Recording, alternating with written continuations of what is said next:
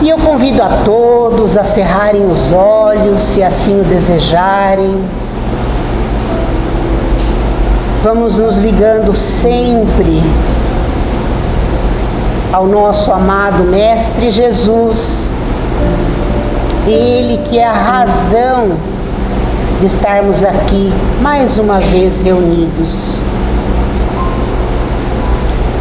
E vamos pedindo a Deus, Pai eterno, fonte de todo amor, bondade e misericórdia, dai força e luz em nossos caminhos, paz, harmonia no cumprimento da nossa missão. Pai amado, envia-nos vossos missionários de luz, para que nos auxiliem e nos amparem na caminhada, para que não desanimemos, para que não nos revoltemos contra as provas que colocastes em nosso caminho para o nosso aprimoramento espiritual. Vós que tudo sabes, sabeis que somos espíritos perfectíveis, carentes de aprendizado, carentes de aprimoramento. Por isso, Pai amado, não nos deixeis nas trevas da ignorância, do não saber, do não entender, do não compreender, nas trevas do rancor e da revolta, do orgulho e do egoísmo. Dai-nos, Pai querido, um coração bom e puro, um coração caridoso, amigo, fraterno, e que de nossos lábios só saiam palavras de consolo, esperança e alegria, e sobretudo sejamos pacientes com todos aqueles que de nós se acercarem, e seja feita, Pai querido, a Tua vontade, em todo tempo, em todo lugar, em toda eternidade, porque trabalhamos sempre em Teu nome, Pai. Trabalhamos em nome de Jesus, que reconhecemos como Mestre e Senhor. Trabalhamos sempre nas bênçãos e na proteção de Maria e as suas legiões guerreiras da luz, que fazem a defesa de todo esse ambiente. E que assim seja. Lili? Uma boa tarde a todos. Como a Fátima nos colocou, a gente sempre tem uma questão do livro e um tema do Evangelho. Às vezes a gente começa pelo livro, complementa com o Evangelho, às vezes o Evangelho complementa com o livro, porque o assunto está sempre ligado. Hoje eu vou começar com o Evangelho, prometo que até o final eu respondo a questão do livro. E a gente vai começar com duas citações. A primeira do evangelista Mateus, capítulo 10, onde ele diz: não pensem que vim trazer a paz. Eu não vim trazer paz, eu vim trazer a espada. Eu quero que a terra queime, lançar o fogo e que seja rápido. E depois Lucas, capítulo 12, diz: eu não vim trazer a paz, mas a divisão. A partir de hoje, se encontrarem 5 pessoas no lugar, elas estarão divididas. 3 contra 2, 2 contra 3. Pai dividido com filho, filho dividido com o pai. Mãe dividida com filha, filha dividida com a mãe. Nora dividida com a sogra, sogra dividida com a nora. Quando Jesus traz essas citações, gente, ele faz dessa passagem uma citação desafiadora. Por isso que faz parte desse capítulo titulado por Kardec como Estranha Moral.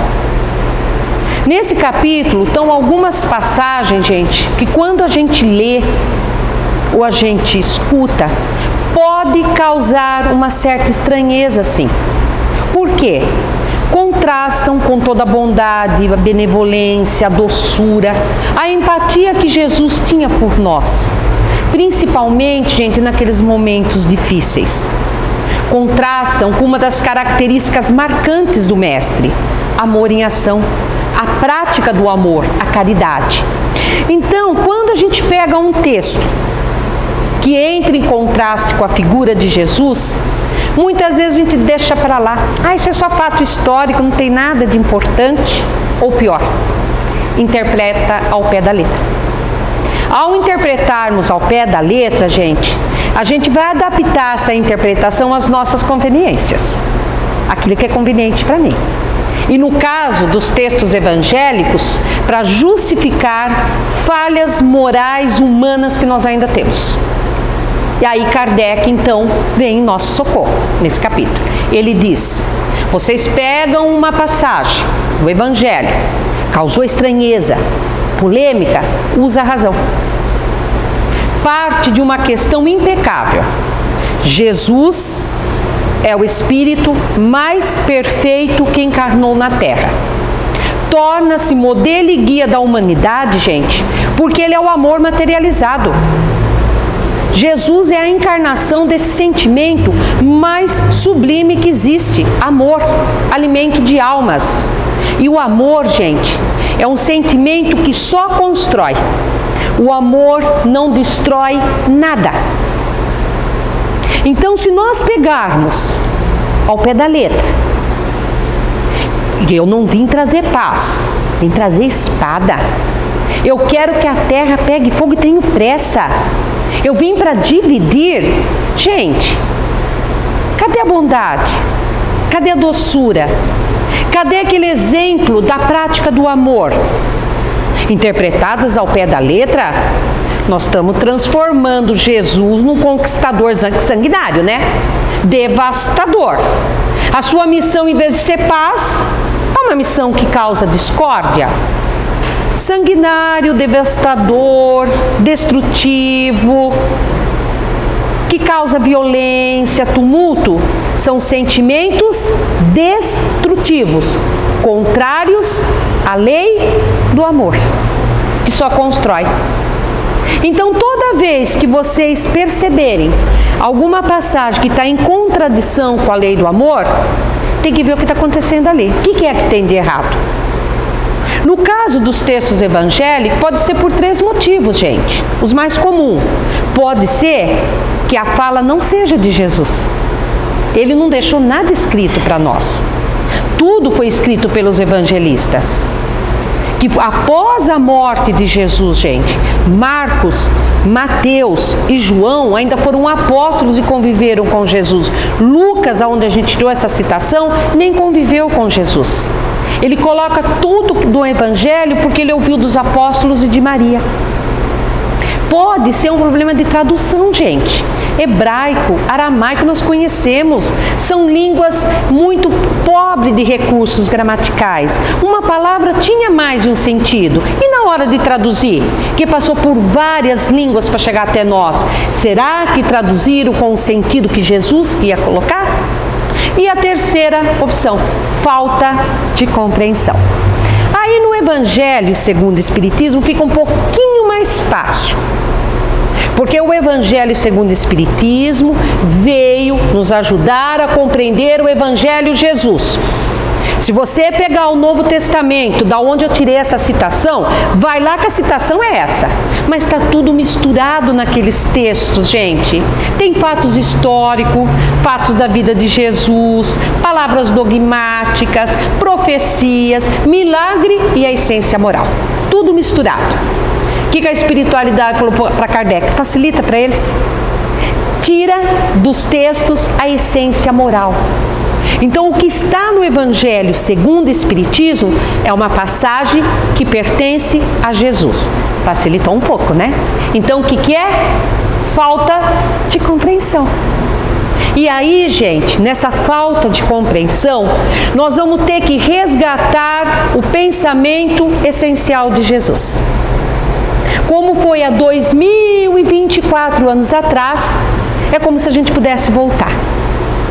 Ouvir, ver e entender com a mente daqueles que estavam ali, que ouviram e que entenderam Jesus. Então nós vamos precisar de ajuda, muitas vezes de ajuda. Nós não dominamos tudo, às vezes línguas mais extintas, comportamentos da época. Então a gente tem que localizar o problema e buscar a ferramenta. E isso não é só para o Evangelho, gente. Isso é para a nossa vida. A nossa vida, apareceu a dúvida, apareceu o problema, vamos buscar ajuda. Porque quando ele coloca esse capítulo, gente, além de nos ajudar nessas máximas, eles não deixam de dar ensinamento. A espiritualidade aproveita toda oportunidade para que a gente compreenda que nós temos que viver numa lei de cooperação, gente. Nós não dominamos tudo, nós não sabemos tudo. Eu sei uma coisa, a Dalva sabe outra, seu Juca, a Sônia. Então a gente faz essa troca de experiência. E aí a gente vai trabalhando dentro de nós essa lei da cooperação. A gente vai perdendo o egoísmo, a gente vai perdendo mais o orgulho, lei de cooperação. Então esse capítulo é para a gente tomar cuidado com os nossos achismos. Porque às vezes eu não quero me dobrar. Eu não quero admitir que eu não sei. Aí eu trabalho no eu acho que é assim. Eu acho que é desse jeito. Como que os achismos, gente, pode destruir uma informação errada? Olha as fake news por aí. Ah, é bonitinha essa mensagem, eu repasso. Mas eu não chequei se aquilo é verdadeiro. Então eu posso me prejudicar, posso prejudicar o outro. Então eles deixam dois alertas aqui. Cuidado com os achismos na hora da dúvida. De você achar que você sabe tudo, que você pode tudo, que você domina tudo, que só existe duas formas de fazer, a sua e a errada. E você não achar que em momento algum da sua vida você não precisa de ajuda, que você é autossuficiente. Então, gente, vamos buscar ajuda. E no caso aqui do Evangelho é essencial a gente compreender isso, que vai chegar um momento que nós vamos precisar de ajuda. Porque o Evangelho é o nosso consolo, gente. É o nosso bálsamo. É a receita da nossa cura deixada por Jesus. É uma receita extensa. Quantos itens tem no Evangelho? Cada item é uma medicação. E o que acontece quando você não toma uma medicação de forma correta? Você vai lá no médico. O médico passa uma lista extensa, aí você vai nos seus achismos. Ah, eu acho que essa medicação não preciso. Ah, essa medicação está forte, mas eu vou dosar como eu acho que eu devo tomar. O que você pode fazer com o teu tratamento? Comprometer e não chegar à cura. É o que acontece com o Evangelho. Eu pego uma passagem, isso aqui não tem importância, deixo de lado. Deixei de tomar medicação. Ah, vou interpretar ao pé da letra nas minhas conveniências. Não tomo a medicação certa. Vou demorar mais para chegar à cura. Então, gente, enquanto nós tivermos os nossos achismos, enquanto nós não pesquisarmos, enquanto nós não buscarmos ajuda para o problema, para a ferramenta, é porque o orgulho e o egoísmo ainda está muito forte dentro de nós. Então a gente tem que buscar. Aqui o que é? Um comportamento de Jesus. Aí a gente tem que buscar uma fonte segura. Do Evangelho, o que a gente aconselha? Obras básicas. As obras da codificação, aqueles autores que se baseiam nas obras básicas. André Luiz, Chico, Emmanuel, tem muita palestra, ótimo, no YouTube, excelente, facilita, mas cheque. Como que eu vou checar? Eu não conheço a codificação direito? Fácil. Todo livro, todo palestrante tem que falar a língua do amor. Qualquer informação, qualquer orientação tem que ser um sentimento construtivo. Se for destrutivo, pesquise melhor. Eu não precisei ir muito não. O próprio Kardec nos traz a explicação desta passagem. Vamos entender o que Jesus quis dizer, que não vim trazer paz, mas a espada. Para isso a gente tem que lembrar quando surge uma ideia nova. Quando surge uma ideia, um conjunto de ideias, ela pode ser bem aceita, não pode, no meio, ou ela pode ser rejeitada. E a rejeição de uma ideia nova que aparece para nós, ela está em razão das consequências que vão ser obtidas ali. Qual é a consequência daquilo? Qual é o resultado dessas ideias? E ela vai encontrar resistência quando ela ferir interesses pessoais de uma maioria. Quanto mais um conjunto de ideia inferir esses interesses pessoais, mais ela encontra resistência. Porque se for um conjunto de ideia que não é muito verdadeiro, que é analisado e as consequências ali não são graves, não vai mexer com o interesse daquela classe dominante, deixa pra lá. Quantas vezes fala assim, não liga para isso não, é modismo, já passa, e passa, não passa? Agora, quando se percebe que ela é verdadeira, que ela tem fundamento, que ela vai mexer às vezes naqueles interesses pessoais, aí ela vira um perigo para os antagonistas. E eles vão fazer de tudo para que ela não seja implantada. Quantas ideias, gente, quantas descobertas que foram para o bem, que não foram implantadas de imediato. Quanta luta foi necessário. E foi o que aconteceu com Jesus.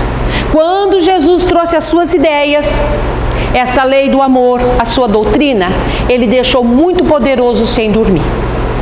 Porque Jesus, que é a encarnação do Cristo como homem, encarnou no meio de um povo, o judeu, dominado por Roma. Só que Roma foi um pouquinho mais inteligente do que na época de Moisés, porque o Egito escravizou. Roma percebeu que as ideias que predominavam entre os judeus era a lei mosaica. Tudo eles faziam de acordo com a lei mosaica, todo o cumprimento. E tinham aqueles que eram ali responsáveis em passar as leis mosaicas, dirigir aquela sociedade e cobrar que eles cumprissem. Eram os fariseus, os escribas e os sacerdotes. O que Roma fez? Eles eram um povo orgulhoso, viu? Apesar de escravo. É o meu Deus. É a minha nação. Nós temos que dominar, mas viviam sendo dominados. Então tinha muito orgulho e egoísmo. Roma deu privilégio para algumas classes ali. Eles tinham privilégio, tinham poder, tinham dinheiro, tinham uma certa regalia, mas eles mantinham aquele povo submisso, sem revolta. E a maioria do povo, escravizado, qual é o sentimento de um povo desse? Ódio, vingança, como de sangue nos olhos. Se eles pudessem, eles só queriam mudar de posição com os romanos, sair de dominantes e virar dominados. E Jesus veio na época em que estava para cumprir a profecia. Viria o libertador dos judeus. Que libertador vocês acham que eles esperavam com sangue nos olhos, com sentimento de vingança que eles tinham que dominar? Um rei que conduzisse um exército e libertasse eles daquela condição e colocasse eles sobre a supremacia das nações. E vem Jesus, libertador sim, mas ele não veio libertar o povo judeu, ele veio libertar a humanidade. Sabe de que libertação? Orgulho e egoísmo. Porque é exatamente, gente, o orgulho e o egoísmo que leva poder, tirania, violência, guerra, desigualdade, injustiça. E vem Jesus, e para trazer essa doutrina do amor, ele diz, não é mais olho por olho, dente por dente. Agora, se alguém te ferir numa face, oferece a outra. Você perdoa o teu inimigo, você ame o teu inimigo. Ore por aquele que te persegue e calunia, fazer o bem ao que vos odeiam. Para um povo escravo, para uma classe pequena que tinha privilégios. Vocês acham que essas ideias novas foram aceitas? Não. Porque primeiro mexia com o interesse dessa classe dominante. O que fizeram com Jesus? Mataram. Matando-se o homem, matam suas ideias. Só que as ideias de Jesus tinha base amor, vinha de Deus. E o que é de Deus não morre. Mataram um homem, mas as suas ideias ficaram. E Jesus sabia disso. Jesus sabia que naquele momento eles não iriam conseguir compreendê-lo, mas o povo sofria. Então o que Jesus faz?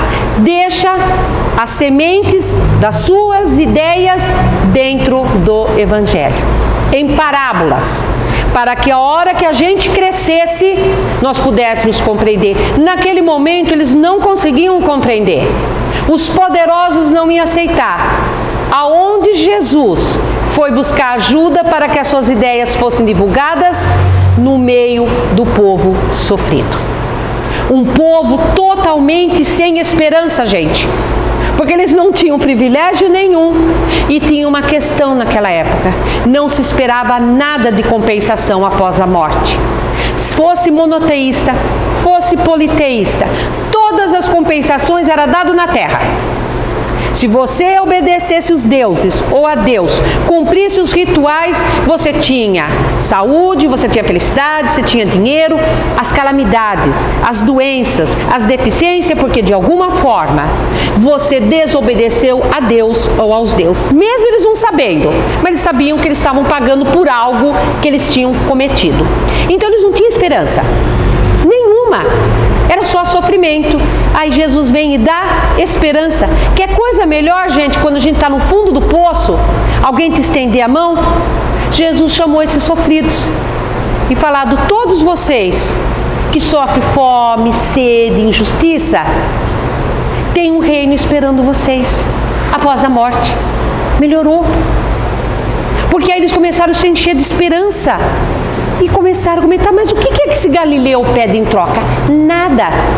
Ele só pede para a gente não se vingar, não pagar o mal com o mal, não odiar, perdoar.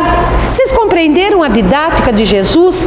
Ele não podia contar para nós naquele momento o porquê e o paraquê da nossa dor, do nosso sofrimento, que são consequências às vezes de outras vidas, mas ele podia começar a trabalhar esses ressentimentos. Então, de uma certa forma, para ter uma compensação de uma vida futura, eles começaram a trabalhar isso.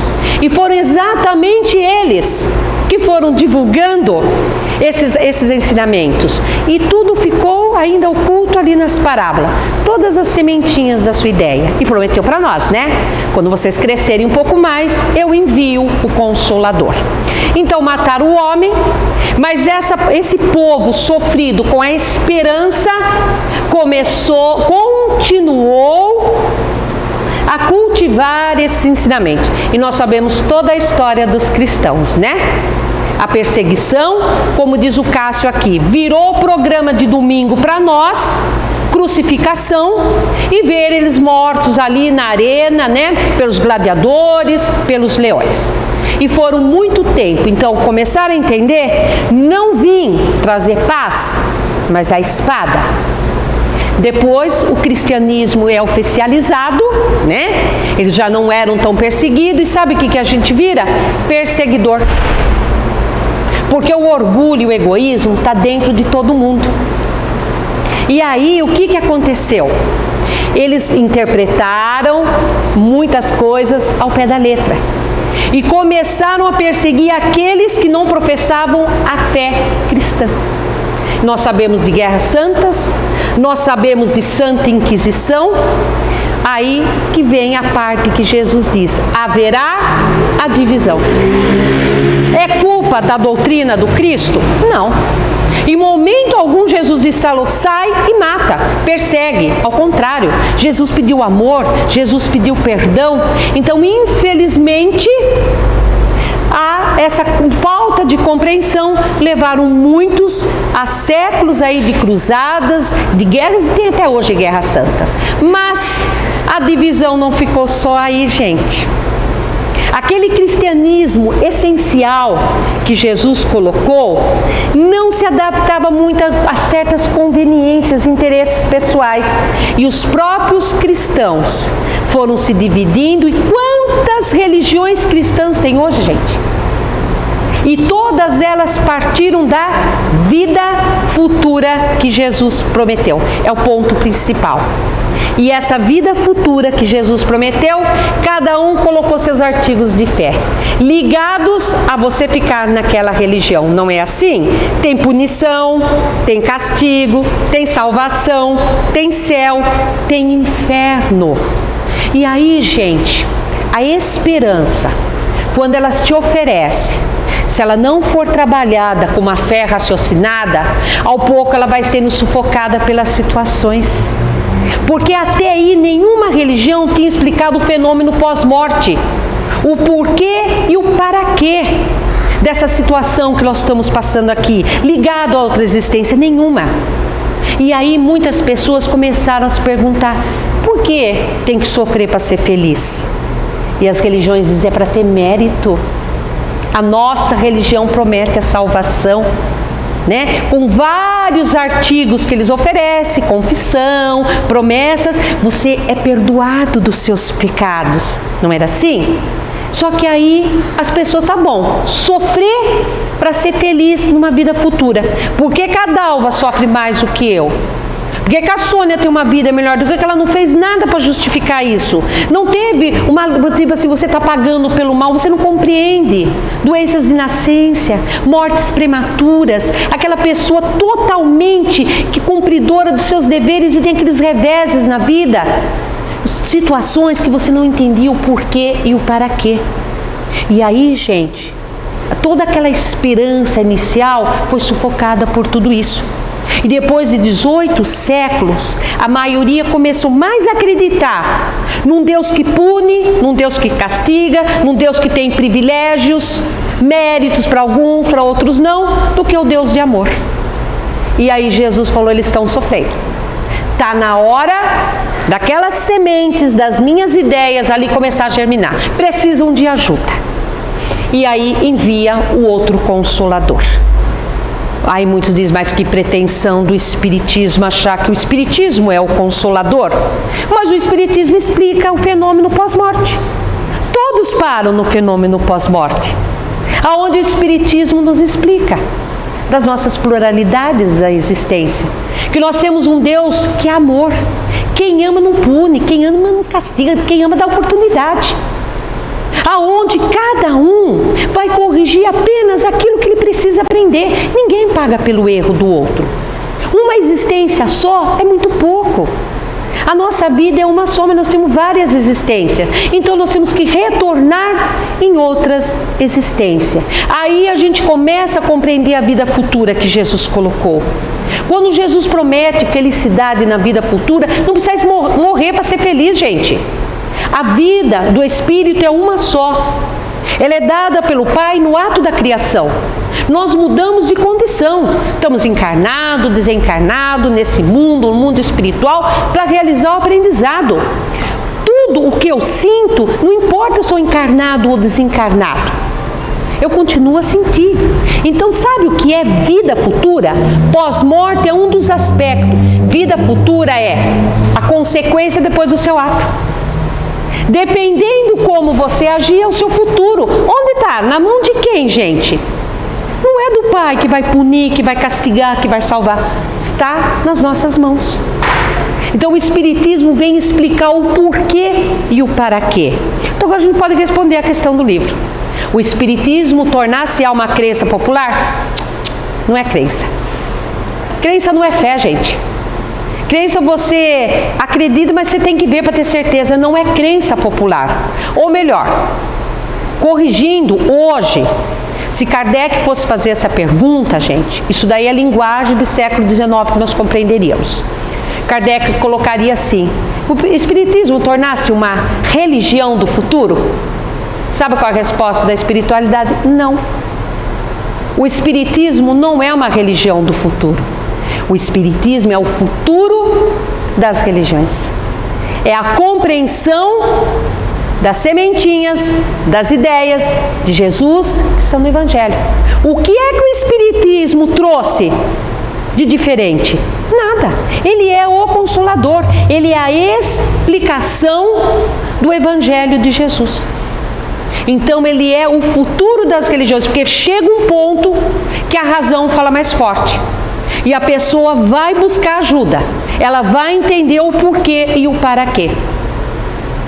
Então, gente, é por isso que Jesus coloca que ele não veio trazer paz, mas a espada. Ele precisaria de muita luta.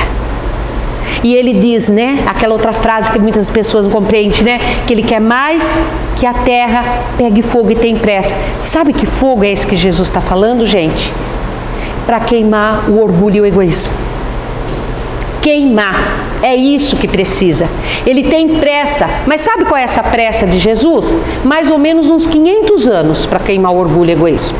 Nós somos imediatistas. Nós achamos que é para ontem, não é.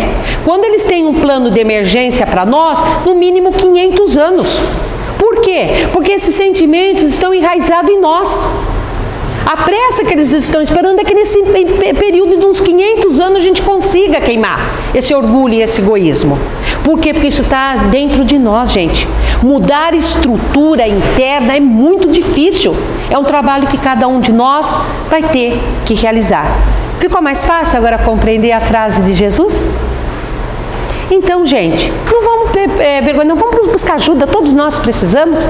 Busca, localiza ali a ferramenta que você precisa, porque quanto mais nós compreendermos, vai mais facilitar para nós chegarmos à felicidade. Então, gente, a espada de Jesus é a palavra, que fere a maldade, que fere a mentira. Jesus trouxe a espada da paz, que corta mais que qualquer outra espada.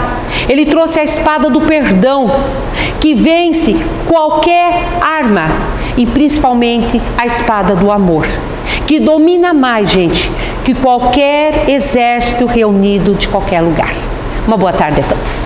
Mais uma vez nos encontramos aqui nesta casa para ouvir o Evangelho, o qual nos trouxe um bom exemplo, uma boa direção para a nossa vida e que nós possamos levar para a nossa semana essa grande lição de estudarmos a Palavra de Deus, que sempre é a nossa luz na nossa vida. Então, com a prece que Jesus nos deixou, nós vamos agradecendo por esse trabalho, por esta semana, a qual nos foi muito produtiva. Pai nosso que estais nos céus, santificado seja o vosso nome, venha a nós o vosso reino, seja feita a vossa vontade, assim na terra como nos céus. O pão nosso de cada dia dai-nos hoje. Perdoa, Pai, as nossas dívidas, assim como nós perdoamos aos nossos devedores.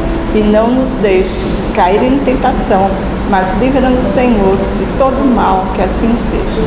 E assim possamos ter um ótimo final de semana e a semana que vem seja novamente o nosso encontro aqui nesta casa. Uma boa tarde a todos e que Deus os ilumine. Amém.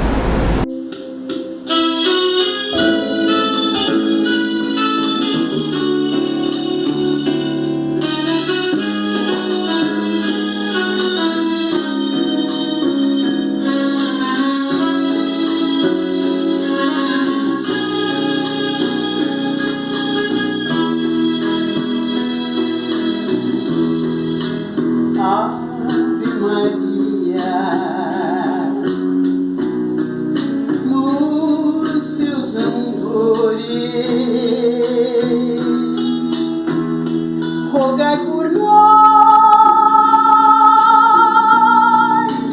os pecadores. Abençoai estas terras morenas, seus lírios, seus campos e as noites serenas. Abençoai as cascatas e as borboletas que enfeitam as matas. Ave Maria. Cremos em vós, Virgem Maria, rogai por nós. Ouve as preces, murmúrios e luz que o céu se acende